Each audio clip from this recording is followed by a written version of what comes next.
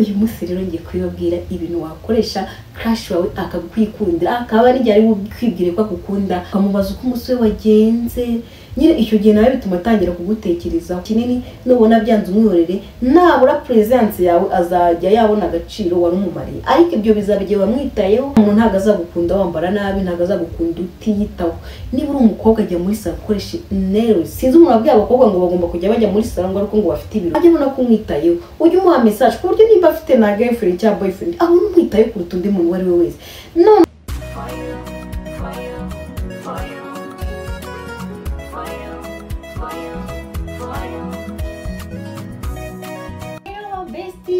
Imana rero mumeze mute nizere ko umeze neza niyo mukobwa wanyu Songera. So guys uyu munsi ndi excited umva nakoze indirimbo muri studio bayimpaye umva mureke mbumvishe ndumva nishimye ndimva ngiye kujya hanze nizere ko muzayireba abantu mwese mwakoze subscribe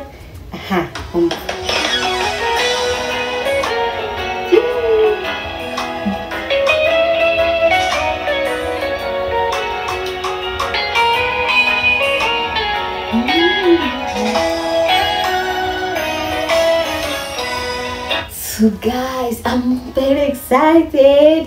Umva nubwa mbere indirimbo y'Imana ariko ndumva nishimye byatari umva guys muza aba mbere kwireba muzansharingire dore nimujya munsharinge muzansharinge mukore subscribe babies and gentlemen and boys and girls mwese muzamfasha guys rero uyu munsi reka tujye kucyatuzanye uyu munsi ngiye kubabwira ibintu wakoresha crush wawe wa mutipe cyangwa uko gukunda byadana akagukunda nawe akagukunda rwose mu buryo utazi.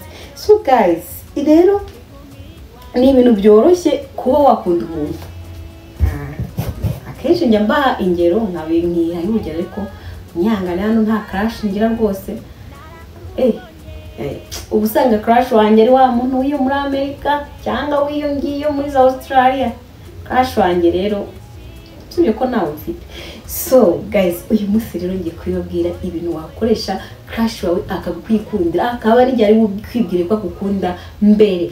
Ikintu cya mbere ugiye gukoresha ugiye kwigira confidence urumva ni ukuvuga ngo igirire confidence werekane igice cyawe cyanye cyo pana kwigira utari kugira ngo crush wawe gukunde no igirire confidence ku buryo uwo crush wawe nawe azajya yiwe akavuga ati wow ura muntu kabisa ujye useke neza mupfa mbese nyine wigirire confidence ku giti cyawe kuki se batagukunda ubundi urukundo rujya rushaka ntabwo mujya mubona umukobwa mwiza cyangwa umutipe mwiza wadanje ukabona ashatse umuntu batajyanye urukundo rubaho nawe yagukunda nubwo ari crush wawe ubundi crush aba ari umuntu utinya ku buryo utanamubwira ko ngo mukundane cyangwa utanamwereka ibintu by'urukundo ariko niba ugirira confidence imbere nawe azatangira kujya kwita affect uyu muntu icyo ni icya mbere.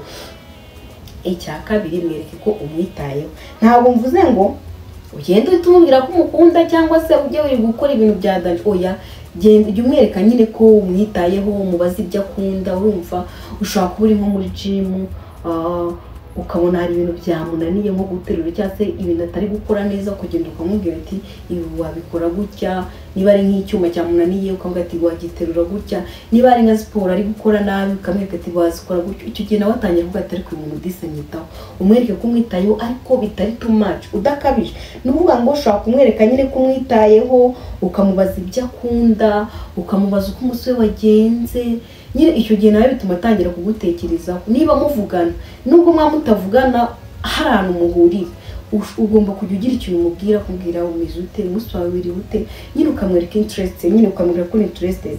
Noneho icya gatatu ni ukwitaho wowe ubwawe sibyo guys nta kuntu ni buriya icya mbere kwashobora abakurenzo pe igihe cyose abarenze ari umuntu urenze uhumura wadanje uriya muntu ntago azagukunda wambara nabi ntago azagukunda utiyitaho niba uri umukobwa ajya muri salon ukoresha nails sinzi umuntu wabwiye abakobwa ngo bagomba kujya bajya muri salon ngo ariko ngo bafite ibirori ngo bagomba kujya bajya gusokoresha ariko ngo bagiye mu birori no dear girls jya muri salon ujye uhora na fresheri uhore inzara zawe zisa neza uhore wambara neza niba ufite taille yigaragaze wambare neza nyine bitari too much ku buryo nawe nazajya kuri azajya abona umukobwa w'icyerekezo cyangwa se umusore w'icyerekezo, umuntu wambara neza, umuntu mwiza uhumura, noneho ugira aga perfume kawe nyine gahoraho, ku buryo igihe cyose azajya yumva iyo parfum akayikumva wowe wenyine bikamukurura, biri mu bintu bikurura crush wawe. Ambara neza rero, ujye uhora ukeye, ugira isuku, uwo mu crush wawe nawe azagukunda, kuko nta muntu ukunda umuntu usa nabi cyangwa se utagira isuku.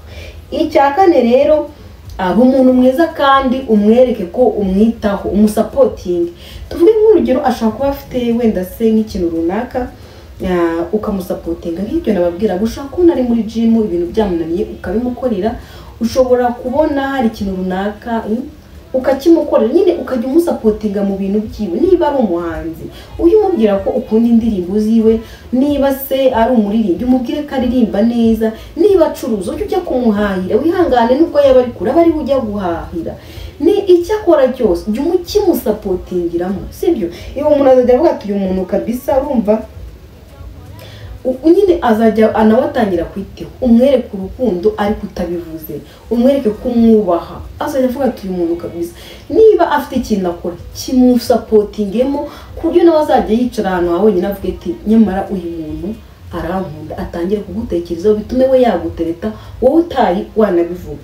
Rero kumwereka ko umwitayeho ni ikintu cy'ingenzi cyatuma umuntu abasha kugukunda. Nuvuga ngo rero jya umubwira ibintu umukundaho. Icyo ni icya kangahe? Ni icya gatanu. No kuvuga ngo niba yambara neza, jya umubwira ati wambara neza, nkunda ukuntu wambara, nkunda imisatsi yawe, niba ari umukobwa nkunda uburyo uririmba, niba ari bya bintu uzi akora, niba ari umucuruzi ati nkunda uburyo utanga serivisi, wow nkunda uburyo utanga serivisi. Nimba ari umuntu ati nkunda ukuntu uririmba, umusapotinge nyine, umwereke uburyo ki nyine ukunda ibintu bye, ibintu afite umukunda wabimubwire. Niba ateye neza uti umfasha, uteye neza wa mukobwa we. Niba ari umutipe uti wow uteye neza, urasa neza. Ibintu nyine ujye umubwira ko umukunda, nubwo waba utabikunda ujye ubikora nyine, umubwire ufite iminwa myiza, useka neza, umva nyine ajya abona ko ugira ute uba umwitayeho. Ikindi rero cya gatandatu ni ukuguma uvugana nawe, stay in touch. Nuvuga mu gitondo ujye umwandikira message, kuko mugenda muvugana gutyo bizageraho muhane nimero, ujye umwandikira message, waramutse ugira umunsi mwiza.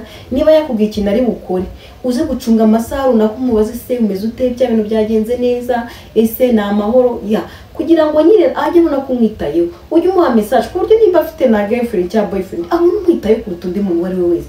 None nawe najya gutekereza, bizatuma harazajya anyina gutekereza avuga ati ariko uyu muntu anyitaho, ubwe abe yaza gutereta, kandi mu by'ukuri nta bintu byadanje, nta kintu wakoze, avuga ko staying in touch, ngo mweza za good morning good night, nubwo atazisubiza ariko ujye uzimo. Ariko utabigize nambara, ntukajya wandika message urute, nanjye nanga message nini pe. Iyo yandikiye message igihe uruta n'igihe ntagisoma, aka message gato nubwo ntagusubiza wenda ariko mba nakabonye, bituma nawe agutekerezaho, igihe ari mu bibazo ukahaboneka, bituma nyine uyu muntu agutekerezaho. Icya karindwi ni ukuvuga ngo ni ukumuganiza ibyawe, ukamubwira ibyawe, ubuzima bwawe wanyuzemo, ariko ntuwigire too much, ukamubwira ibintu bikwerekeye ariko udakabije. Uzasanga abantu ngo yewe nakundanye nawe abasore barambabaje, abasore ndabanga. Icyo gihe rwose ugiye kuvuga ibyo bintu ntabwo uwo muntu agukunda. Mubwira ubuzima bwawe ariko utabigize too much. No kuvuga ngo ubu umuntu mwiza, ujye uhora useka nubwo waba ubabaye, igihe uri kumwe nawe ujye umwereka ko uri umwana mwiza, umwereka urukundo, useke ku buryo uzajya avuga ati kuri umuntu nawe uraseka, mbaye nawe ufite nanjye najya mpora nishimye. Ibyo bintu bituma uyu muntu aguma nyine akwitayeho. Ikindi ni ukuvuga ngo bereka agaciro, urumva ereka uyu muntu agaciro ku buryo azajya yicara hariya hose avuga ati ariko uyu muntu koko, urumva igihe ugiye guhura nawe jya ugira parufe witera ku buryo izajya imukwibutsa. Noneho n'ubu uri kumwe nawe umwereka agaciro ku buryo ikintu cyose yagusaba ube ko wagikora, ariko bitakabije ngo usange na bya bindi umusore ari kukubwira ngo muryamane ukemera ngo nuko ari crush wawe. Rero mwereka agaciro, umwereke respect ariko udakabije. Rero ibi bintu byose mubwiye n'ibyanga, uzihangane utuze, urumva utegereze ubwo uwazaba atari uwawe. Gusa ibi bintu bikunda gukunda crush wawe nawe ari umuntu, kandi nubwo abarenze ubona kurenzeho nta birenze, hari igihe Imana yaguteguriye. Ariko nubona byanze nabwo ntuzahatize, kuko guhatiriza cyane bivamo gusuzugurwa. Nubona byanze uzamwihorere, uzabikora igihe kinini, nubona byanze umwihorere, nabura presence yawe azajya yabona agaciro wari umumariye. Ariko ibyo bizaba igihe wamwitayeho, ukamusapotinga, ukamuha care, ku buryo izo care zawe nizibura azatangira kwibaza aho zagiye, akaba yaza kukwishakira akakubwira ko agukunda. So guys, rero ngiye nta crash ngira nicyo kiza gihari, ariko nimugira nzabibabwira. Genda nakagogi mbona nahita mbimubwira ngo ati genda gukunda rwose narasa uri crash, nahita mbivuga ta. So guys, mwakoze kumurikirana rero nisoje rero mukobwa wanyu mukande subscribe, indirimbo yanjye izasohoka vuba, umva ndi excited. Thank you guys, I love you.